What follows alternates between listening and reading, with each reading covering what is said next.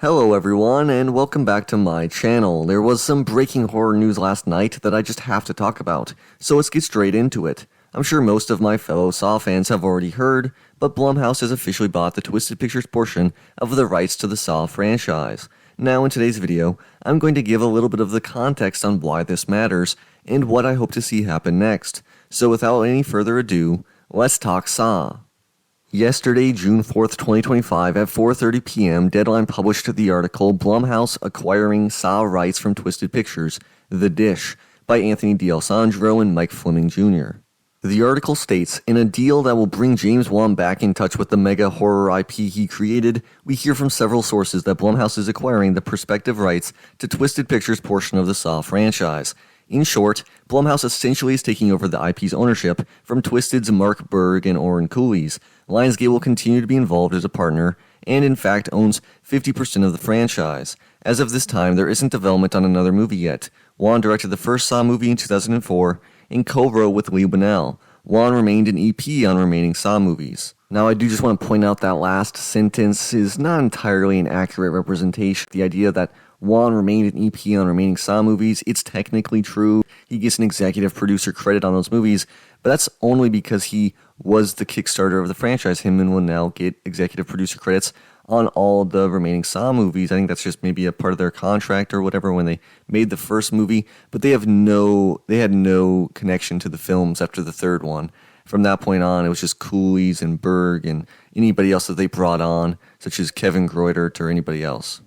So this brings us to the first really big piece of context, and this was obviously referenced in that first article when it was bringing up James Wan. And this is another article by Deadline, written by Matt Grober, and it's about Blumhouse and Atomic Monsters merger being complete. And in that article, they state under the merger, the companies will continue to operate as separate labels, with each maintaining its own creative autonomy and brand identity. The alliance is expected to increase their combined output, with Atomic Monster to utilize Blumhouse's existing infrastructure to scale its activities across film, television, and new content areas including games, live experiences, and audio. Going forward, Atomic Monster will also benefit from the first-look deal with Universal Pictures that Blumhouse is currently under, having come to the conclusion of its own deal with Warner Bros.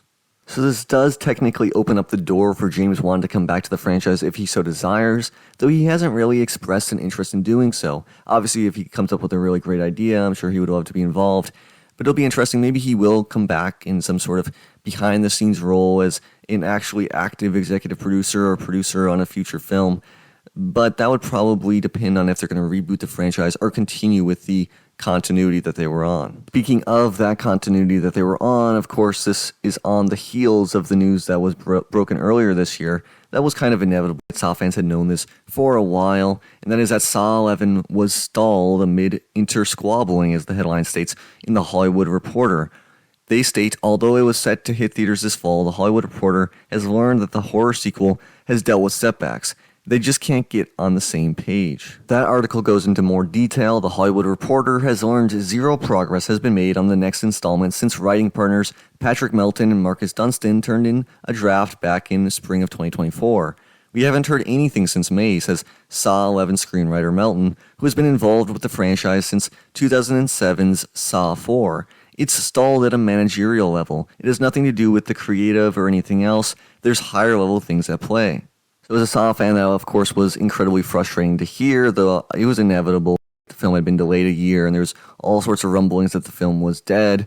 Of course, the story, it seems like, is that Berg and Cooley's had some sort of dispute about the film that wasn't necessarily tied directly to the creative direction that the film was going, and where a lot of people seemed to be excited about what the idea was for Saw 11. Obviously, they were going to bring back Kevin Greutert from Saw X, which was such a great film, one of the best horror movies of 2023. So with that being said, the whole idea in this new article and this new piece of information that we are not seeing any production on a new one just yet is sort of concerning, because for me, I really want to see Saw 11 being made. I want to see that original idea realized by Kevin Greutert, Dunstan, and Melton, and Tobin Bell being brought back. I would really cringe and just be disappointed at the idea of a reboot. I mean, obviously, inevitably, at some point it needs to happen, but while Tobin Bell is still alive and still able to act, I see no reason why we shouldn't continue to make movies with him if we can. He's such a charismatic actor who's completely embraced the role and has completely become Jigsaw. He is the franchise, right? Nobody else is as important as he is. And to me, I want to continue to see more movies with him, especially if they can be of the quality that Saw X was. Saw 11 definitely seemed like it had a lot of potential. It was going to be exploring another gap in the franchise story, I believe maybe between Saw 2 and 3 this time, which was really exciting as a fan of the franchise. And I just absolutely adore Tobin Bell, and his performance is the beating heart of the franchise. That's the reason it took off with Saw 2, right? They didn't expect he was going to be such a great actor, but he was so able to embody the character and to carry that movie and really deliver such a great performance and continue to deliver great performances. And the fact that he died in Saw 3 really made them go back on the back foot with the subsequent entries, and it was trying to chase what made those original ones so captivating and interesting. Obviously, Saw 6 was a really good film, and it seemed like Saw 11, they were going to try again to go back to that well of really socially relevant topics. So that was going to be really exciting to see how that was executed by a really talented team that obviously proved their worth with Saw X, with Kevin Greuter being the director. Anytime he's actually given time to really plan a Saw film, it ends up being one of the best in the franchise. So this big piece of news that was dropped gives some hope that maybe we can see this film, but in reality, it does kind of build a little bit of a possibility of some negative news coming out soon enough, especially the fact that they say there's no production news at all. Hopefully they go back to the well, go back to Saw 11, go back to the original plan they had, bring everybody back and just shoot this film very quickly so we can get it rolling, right? I really hope that we can see that happen. I hope that maybe after that, maybe you can then start talking about a reboot if you want, but I really do hope we continue to make some more films with Tobin Bell, really take advantage of him while he's still alive, while he's still able to act, because he's such a great underrated actor and one of the big faces of horror of the 21st century, especially within American horror films. So it definitely feels like a pretty strong consensus amongst Saw fans that they do want to see Saw 11 get realized. So let's hope so, right? Let's cross our fingers for some more news. Hopefully this is now an avenue for that to get realized before the soul-crushing, inevitable news of a reboot, which I'm sure now that Blumhouse has acquired the rights, they're going to want to do at some point.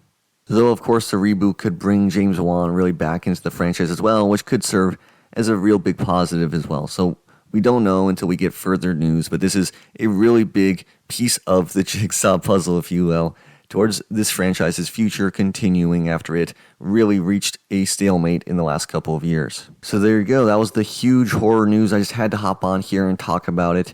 Let me know in the comments below what you think of the news. If you're a Saw fan, do you hope to see Saw 11 or do you want to see the franchise rebooted? Thank you so much for watching and see you next time.